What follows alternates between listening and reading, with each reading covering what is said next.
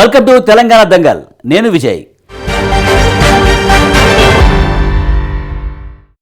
Telangana assembly ఎన్నికల సమరం రసవత్తరంగా మారింది. గతంలో ఎన్నడూ లేని రీతిలో హోరాహోరీ పోరు నెలకొనడంతో ఎక్కడ ఎవరు గెలుస్తారన్నది అత్యంత ఆసక్తికరమైంది. 10 ఏళ్లుగా అధికారంలో ఉన్న టీఆర్ఎస్ ప్రభుత్వ వ్యతిరేకతను క్యాష్ చేసుకునేందుకు కాంగ్రెస్, బీజేపీలు పట్టు వీడకుండా పోరాడుతున్నాయి. ప్రభుత్వ వైఫల్యాలపై ఘాటు వ్యాఖ్యలతో విమర్శలు గుప్పిస్తూ ప్రజలను తమ వైపు లాక్కునే ప్రయత్నం చేస్తున్నాయి. అటు ఈ 10 ఏళ్లలో చేసిన అభివృద్ధి పనులను వివరిస్తూ గులాబీ పార్టీ నాయకులు ప్రచారంలో దూసుకు వెళ్తున్నారు. తెలంగాణలో నెలకొన్న పొలిటికల్ హీట్ నేపథ్యంలో కీలక నియోజకవర్గాల్లో పరిస్థితులు ఎలా ఉన్నాయి, అసలు ఆ నియోజకవర్గాల పుట్టు పూర్వోత్తరాలు ఏంటి, ఇప్పుడు అక్కడ పోటీలో ఉన్న వారి జాతకాలేంటి, గత 10 ఏళ్లలో ఆ స్థానాల్లో జరిగిన అభివృద్ధి ఏంటి, దాని పట్ల ప్రజల్లో ఎలాంటి స్పందన ఉంది, ఇలాంటి అంశాలపై సమగ్ర విశ్లేషణతో స్వతంత్ర టీవీ మీకు అందిస్తుంది తెలంగాణ దంగల్.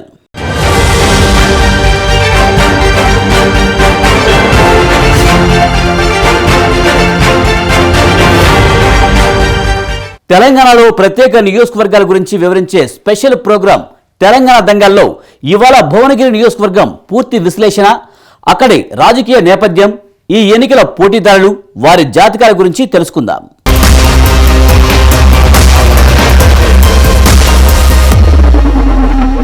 రావి నారాయణరెడ్డి, ఆరుట్ల రామచంద్రారెడ్డి, కొండా లక్ష్మణ్ బాపూజీ, కోమిటి నరసింహారెడ్డి ఈ పేర్లు వినగానే అందరి శరీరాలు పులికిస్తాయి. వేలలో స్వాతంత్రోద్యమంలో పాల్గొన్న మహానేతలు కొందరైతే పేదల కోసం ఉన్నదంతా దానం చేసేసిన మహనీయులు మరికొందరు. అలాంటి గొప్ప గొప్ప నేతలు ప్రాతినిధ్యం వహించిన చారిత్రాత్మక నియోజకవర్గమే భువనగిరి. అంతేకాదు, చారిత్రక భువనగిరి కోట, ప్రపంచ ప్రఖ్యాతిగాంచిన చేనేత స్థావరం ఈ సెగ్మెంట్ పరిధిలోనికే వస్తాయి. ఒకప్పుడు నల్గొండ జిల్లాలో ఉన్న ఈ పట్టణం ఇప్పుడు జిల్లా కేంద్రంగా మారింది. 1952లో ఆవిర్భవించిన ఈ భువనగిరి నియోజకవర్గం కమ్యూనిస్టులు, కాంగ్రెస్, టీడీపీ, టీఆర్ఎస్ పార్టీలను ఆదరించింది.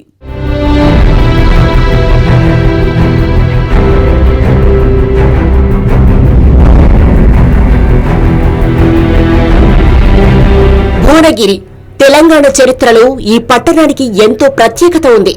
బహుజన వీరుడు సర్దార్ సర్వాయి పాపన్న గౌడ్ పరిపాలించిన ఈ ప్రాంతం విప్లవాలకు పురిటిగడ్డ, ఆత్మ గౌరవానికి ప్రతీక. చారిత్రకంగానే కాదు, రాజకీయంగానూ ఈ ప్రాంతానికి ఎంతో ఘన చరిత్ర ఉంది. తెలంగాణ సాయుధ పోరాట యోధులు రావి నారాయణరెడ్డి, ఆరుట్ల రామచంద్రారెడ్డి తిరుగబడిన నేల ఇది. భూదాన ఉద్యమ నాయకులు వెదిరే రామచంద్రారెడ్డి, కొమ్మిరెడ్డి నరసింహారెడ్డి త్యాగాలతో పులకించిన భూమి ఇది. 1952లో ఆంధ్ర రాష్ట్రంలోనే కొలువుదీరిన ఈ నియోజకవర్గం పరిధిలో ప్రస్తుతం భువనగిరి, పోచంపల్లి, బీబీ నగర్, వలిగొండ మండలాలు వస్తున్నాయి. వీటిలో భువనగిరి, పోచంపల్లి మున్సిపాలిటీలు, మూసీ పరివాహక ప్రాంతం ఎక్కువగా ఉండే ఈ నియోజకవర్గంలో ఫార్మా కంపెనీలు, ఫుడ్ ప్రాసెసింగ్, చేనేత, పవర్ లూమ్ పరిశ్రమలు ఎక్కువగా ఉంటాయి. ప్రపంచ ప్రసిద్ధి చెందిన పోచంపల్లి, భువనగిరి కోట, వేములకొండ మత్స్యగిరి లక్ష్మీ నరసింహస్వామి దేవాలయం ఈ నియోజకవర్గం పరిధిలోకి వస్తాయి. రాజధాని హైదరాబాద్ కు దగ్గరగా ఉండడంతో ఇక్కడ రియల్ ఎస్టేట్ వ్యాపారం కూడా చాలా ఎక్కువగా ఉంటుంది. భువనగిరి నియోజకవర్గంలో మొత్తం ఓటర్లు 2,11,362 మంది కాగా వీరిలో పురుషులు 1,05,404 మంది, స్త్రీలు 1,05,958 మంది.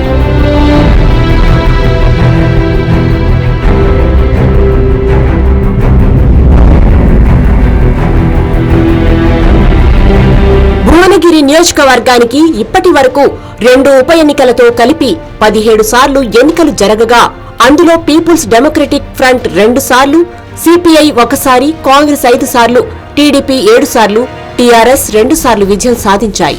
1952లో తొలిసారి ఇక్కడ ఎన్నికలు జరగగా పీడీఎఫ్ తరపున నిస్వార్థ నాయకుడు రావి నారాయణరెడ్డి గెలుపొందారు. అయితే అదే ఏడాది మళ్లీ ఉప ఎన్నిక జరగగా కాంగ్రెస్ కు చెందిన గోకా రామలింగం విజయం సాధించారు.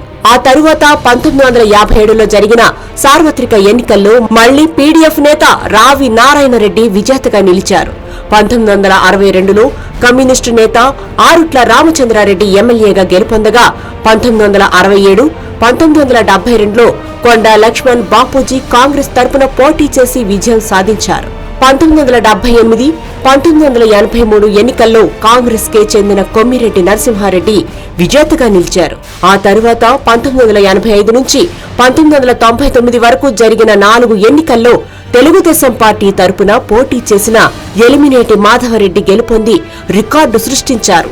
2000 సంవత్సరాల్లో ఆయన నక్సల్ దాడిలో మృతి చెందడంతో ఉప ఎన్నిక వచ్చింది. ఆయన సతీమణి ఉమా మాధవరెడ్డి ఈ ఎన్నికల్లో జయకేతనం ఎగరవేశారు. 2004, 2009 ఎన్నికల్లోనూ భువనగిరి నుంచి గెలిచిన ఉమా మాధవరెడ్డి హ్యాట్రిక్ సాధించారు. అయితే తెలంగాణ వచ్చాక టీడీపీ ఆధిపత్యానికి గండిపడింది. 2014, 2018 ఎన్నికల్లో టీఆర్ఎస్ అభ్యర్థి పైల శేఖర్ రెడ్డి ఇక్కడ ఘన విజయం సాధించారు.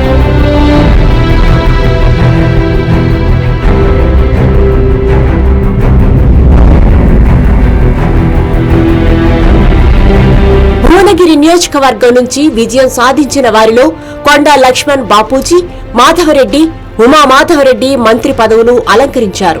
1967లో తొలిసారి భువనగిరి నుంచి గెలిచిన బాపూజీ, కాసు బ్రహ్మానందం రెడ్డి మంత్రివర్గంలో చిన్న తరహా కుటీర పరిశ్రమలు, ఎక్సైజ్ శాఖ మంత్రిగా పనిచేశారు. అయితే ప్రత్యేక తెలంగాణ ఉద్యమానికి మద్దతుగా 1969లో తన పదవిని త్యాగం చేశారు. ఆ తరువాత తెలుగుదేశం పార్టీ నుంచి గెలుపొందిన మాధవరెడ్డి మొదట ఎన్టీఆర్ హయాంలో ఆరోగ్య శాఖ మంత్రిగా, చంద్రబాబు కేబినెట్ లో హోంశాఖ, పంచాయతీరాజ్, గ్రామీణాభివృద్ధి శాఖలకు మంత్రిగా పనిచేశారు. అలాగే ఆయన సతీమణి ఉమా మాధవరెడ్డి కూడా చంద్రబాబు హయాంలో మంత్రి పదవి చేపట్టారు.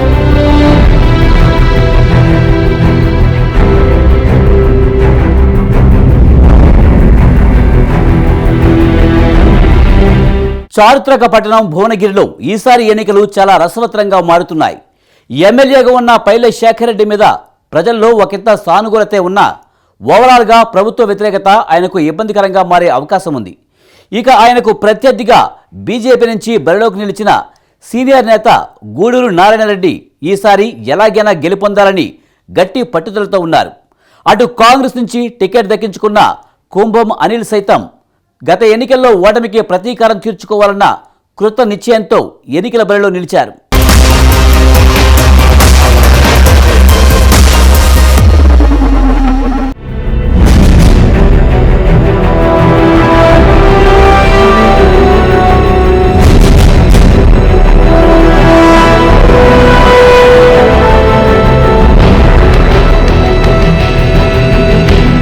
భువనగిరి నియోజకవర్గంలో ఈసారి ముక్కోడపు పోరు నెలకొంది.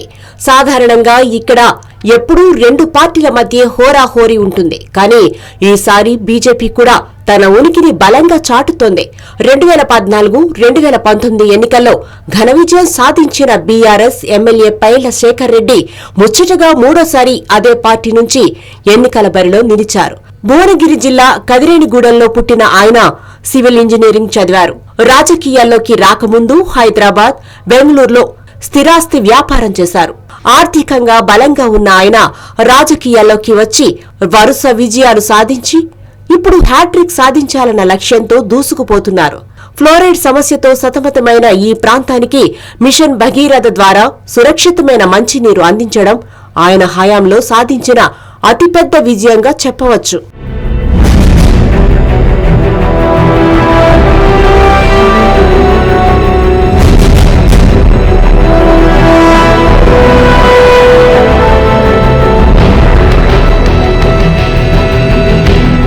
ఇక ఆయనకు ప్రధాన ప్రత్యర్థిగా ఉన్న కుంభం అనిల్ మరోసారి కాంగ్రెస్ నుంచే బరిలో నిలిచారు. గత ఎన్నికల్లో పైల శేఖర్ రెడ్డి చేతిలో ఓటమి పాలైనా గణనీయమైన సంఖ్యలో ఓట్లు సంపాదించుకుని తన సత్తా ఏంటో చాటారు.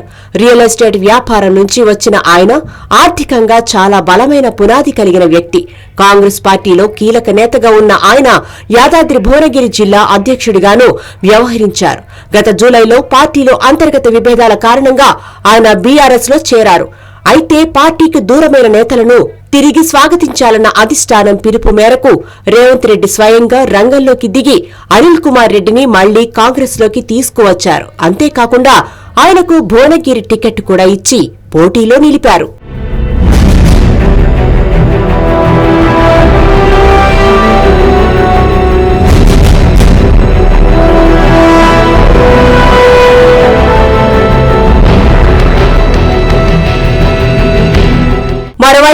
బీజేపీ నుంచి బరిలో నిలిచిన గూడూరు నారాయణరెడ్డి గతంలో కాంగ్రెస్ లో కీలకంగా పనిచేశారు. రాష్ట్ర కోశాధికారిగాను వ్యవహరించారు. ఆర్థికంగా ఎంతో బలమైన నేతగా ఉన్న గూడూరు చారిటబుల్ ట్రస్ట్ ద్వారా నియోజకవర్గంలో ప్రతి ఏడాది అనేక సేవా కార్యక్రమాలు చేస్తుంటారు. పార్టీలో అంతర్గత కలహాలతో కాంగ్రెస్ నుంచి బయటకు వచ్చిన ఆయన బీజేపీలో చేరారు. మొదటిసారి ఎమ్మెల్యే టికెట్ దక్కించుకున్న ఆయన ఈసారి ఎలాగైనా గెలిచి నియోజకవర్గంలో తనకున్న పట్టు ఏంటో చాటాలని ఉవ్విళ్లూరుతున్నారు.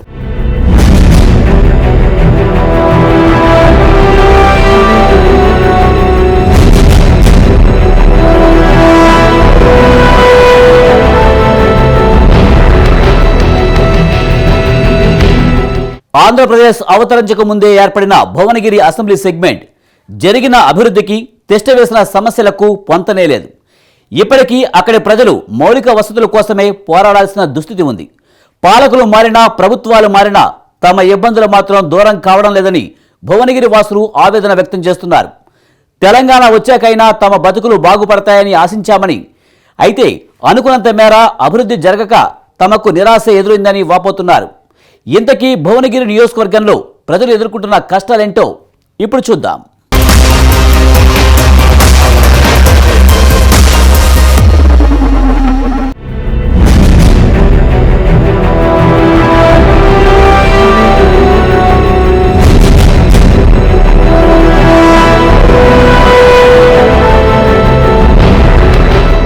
భువనగిరి నియోజకవర్గంలో తెలంగాణ వచ్చాక అభివృద్ధి జరిగింది. కానీ అది అక్కడి సమస్యతో పోల్చుకుంటే అసలు లెక్కలోకే రాదు. జిల్లా కేంద్రంగా ఏర్పాటయ్యాక రోడ్లు, ఇతర హంగులు కల్పించారు గాని మౌలికమైన అంశాలను గాలికి వదిలేయడంతో సమస్యలు షరామామూలుగానే మిగిలిపోయాయి. ప్రస్తుత ఎమ్మెల్యే పైళ్ల శేఖర్ రెడ్డి మిషన్ భగీరథ ద్వారా గ్రామాలకు మంచినీళ్లు తీసుకురావడంలో విజయం సాధించారు. దీంతో పాటు పట్టణంలో మురికి కాలువల మరమ్మతులు, సీసీ రోడ్ల నిర్మాణం చేయించారు. ఇవి తప్ప ఆయన 10 ఏళ్ల హయాంలో చెప్పుకోదగిన అభివృద్ధి ఏమీ జరగలేదని అంటున్నారు స్థానికులు. ముఖ్యంగా భువనగిరి నియోజకవర్గానికి ప్రధాన సమస్య ఉపాధి కల్పన.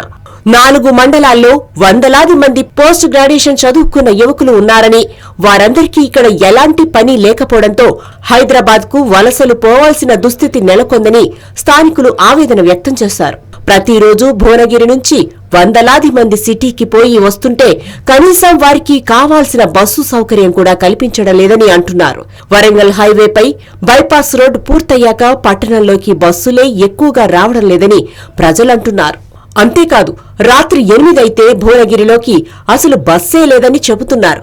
ఎన్నిసార్లు ఎమ్మెల్యేతో దీనిపై మొరపెట్టుకున్నా అసలు పట్టించుకోవడమే లేదని మండిపడుతున్నారు.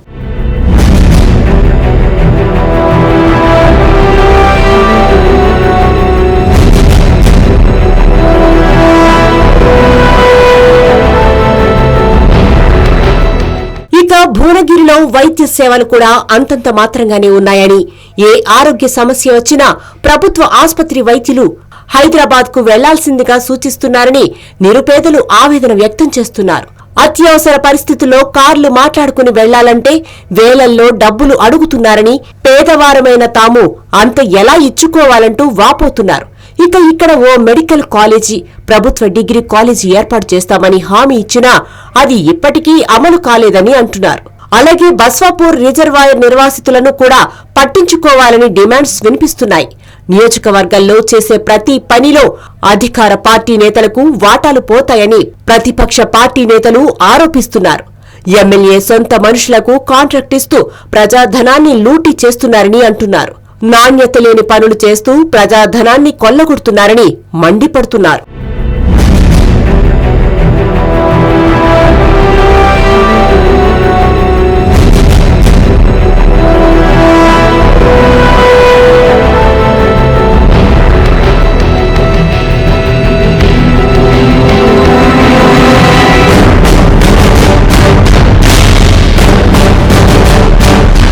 ఇక భువనగిరి పట్టణంలోని కిల్లాకు రోప్ వే చేస్తామని గతంలో చెప్పిన పాలకులు ఇప్పటి వరకు అది పూర్తి చేయలేకపోయారని స్థానికులు విమర్శిస్తున్నారు. వర్షాలు వస్తే పలు గ్రామాలకు రాకపోకలు బంద్ అయ్యే పరిస్థితి ఇప్పటికీ తమ నియోజకవర్గంలో ఉందని అంటున్నారు. బీబీ నగర్, భూదాన్ పోచంపల్లి మధ్య రుద్రవెల్లి దగ్గర బ్రిడ్జి నిర్మాణం పూర్తి కాక ప్రజలు ఇబ్బందులు పడుతున్నారు. అలాగే భీమాలింగం కత్వా దగ్గర కూడా బ్రిడ్జి నిర్మాణం కావాలన్న డిమాండ్ చాలా కాలంగా ఉంది. ఇది చేపట్టకపోవడంతో వర్షాకాలంలో భువనగిరి జిల్లా కేంద్రానికి సమీప ప్రాంత ప్రజలు రాకపోకలు నిలిచిపోతున్నాయి.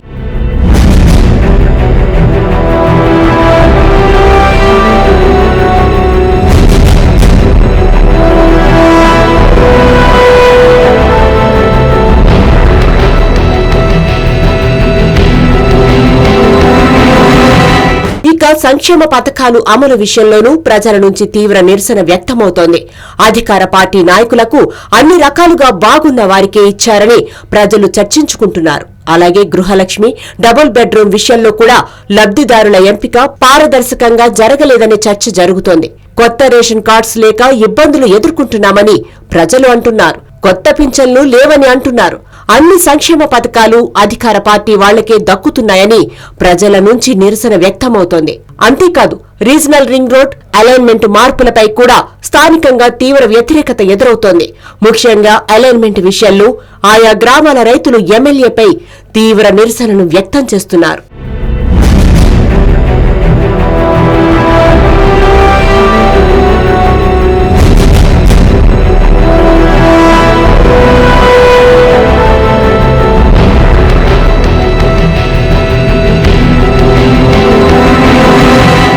భువనగిరి నియోజకవర్గ ఓటర్లు అభిప్రాయాలను తెలిపే ఓటరు మాటను ఇప్పుడు చూద్దాం.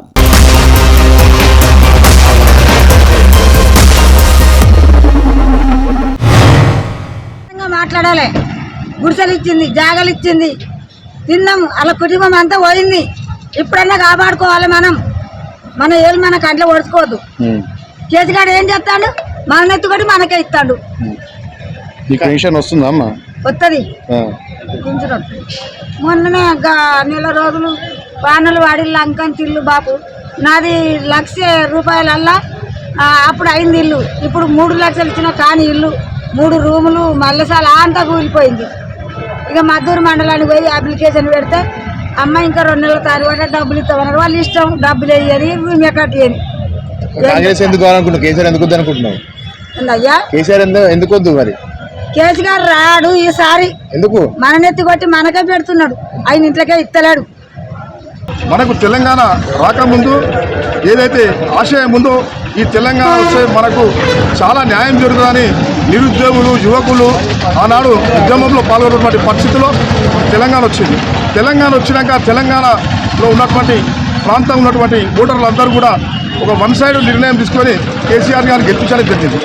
ఈరోజు 9.5 సంవత్సరాలు గడిచినప్పటికీ యాదాద్రి భువనగిరి జిల్లా మరి భువనగిరి ఉన్నటువంటి పట్టణం పోయి మండలం పోయి ఈరోజు జిల్లా కేంద్రమైంది.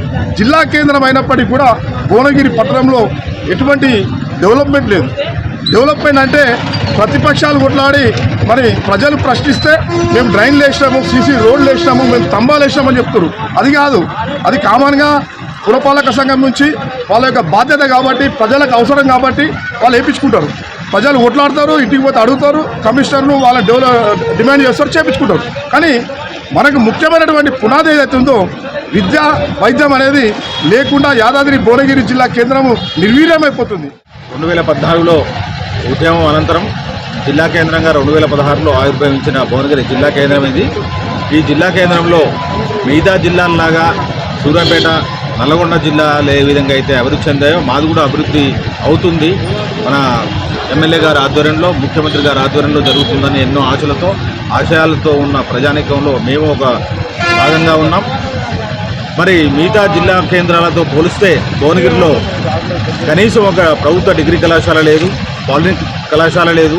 అదేవిధంగా సంవత్సరాల తరబడి ఉపాధి కోసం రోజుకు 10,000 మంది భువనగిరి నుంచి హైదరాబాద్కు అప్ అండ్ డౌన్ చేస్తూ ఉంటారు. దానికోసం డిపో కావాలని చెప్పేసి గత 5-6 సంవత్సరాలుగా ఇక్కడ బీడీఎఫ్ పోరాటం చేస్తుంది. డిపో ఉండడం కారణంగా పరిసర ప్రాంతాలు, ఆ 4 మండలాల ప్రజలు, అదేవిధంగా జిల్లాలో ఉన్న 17 మండలాల ప్రజలు నిత్యం హైదరాబాద్ పోవడానికి రావడానికి ఉపయుక్తం అవుతుంది అని చెప్పేసి గత 6 సంవత్సరాలుగా పోరాటం చేస్తున్న రాజకీయ నిర్లక్ష్యానికి కేంద్ర స్థానమే భువనగిరిగా మారింది.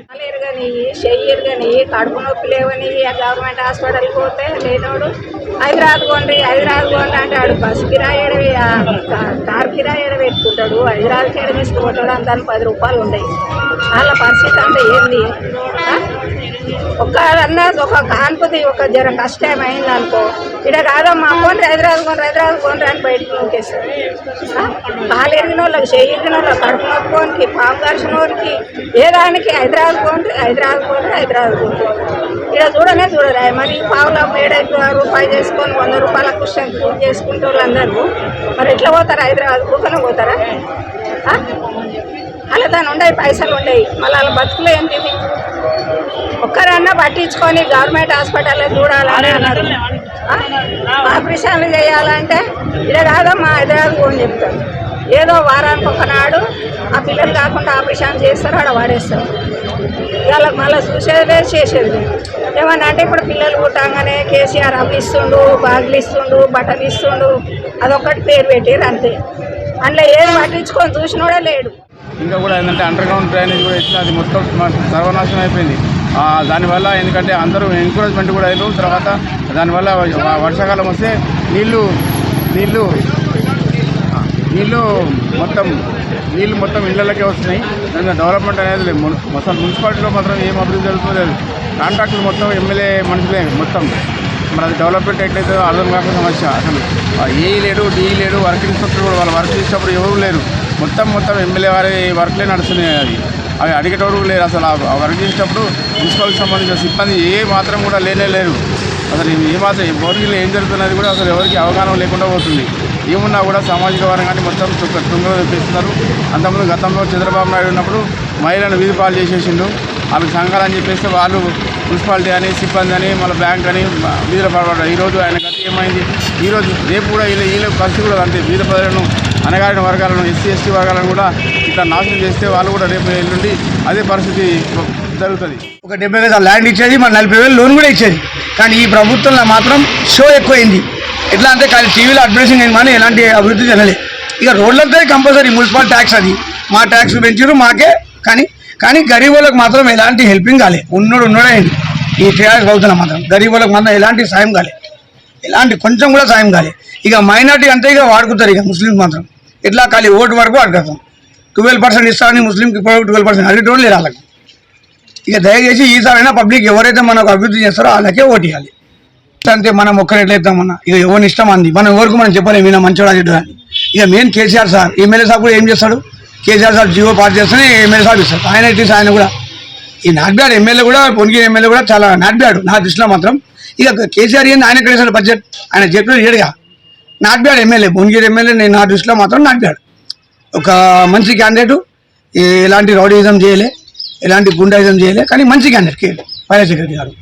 నా దృష్టిలో నా 10 yearsలోనే నా 40 ఏళ్ళు ఏజ్, నేను 5-6 సార్లు ఓటేసాను. కానీ ఈ రెండోసారి నాకు 2 ఓట్లు నాకు పనికి వచ్చినంత ఎమ్మెల్యే పైలట్ సెక్రటరీ.